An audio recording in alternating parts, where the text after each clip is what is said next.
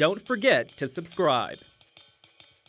It's a little after 4 in the afternoon. My day starts around 3:30 in the morning when I get up. And so all I want to do is just get into cozy clothes. It's a little bit before 7 p.m., so the tricky thing is trying to get enough sleep before then. It's already a little bit after 8 in the evening, and I'm hoping my mind doesn't go racing different directions as I lay my head down on my pillow, but we'll see how it goes. All right, I got about 5 hours of inconsistent sleep, and I'm already hearing that it's going to be a busy morning, so I have to head down to the station, but not feeling super awake just yet. Now, a lot of us are always on the go, but experts are reminding us to slow down and remember to breathe. Inhale for 4. Hold for 7 if you can. And then exhale for 8. Balance. Lengthen up, push up. Serenity Hold for and movement. Cross completely over. For Stacey Orsog, it's a daily ritual, and it's also a priority. I practice what I teach, what I preach, so that I can be an example. And it's hard. It's hard, and I don't always want to do it.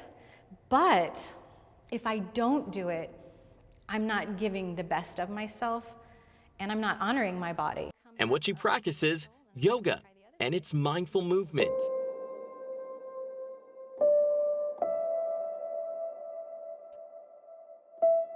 One of the perks of practicing yoga, better sleep. And in order to get the best rest, it begins with stretching, a concentration on breathing, and awareness in your body. You can close your eyes, and I want you to soften the spot between your eyebrows. And then soften through the eyes. Allow your eyes to sink into the sockets. Soften through your cheeks and your jaw, and peel your tongue away from the roof of your mouth.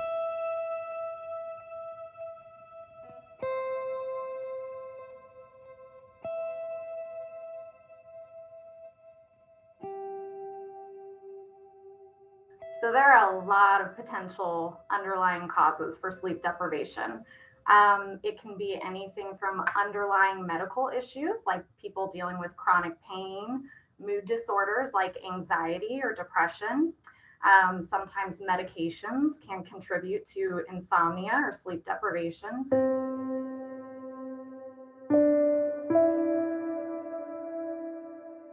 When the lack of sleep is so serious, it begins to interfere with our daily lives.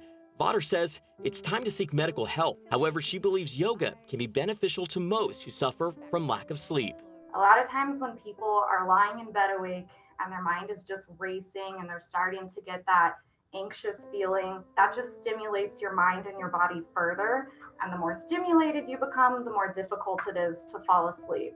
So if you can come up with ways to relax both your body and your mind, you're setting the perfect stage for good rest.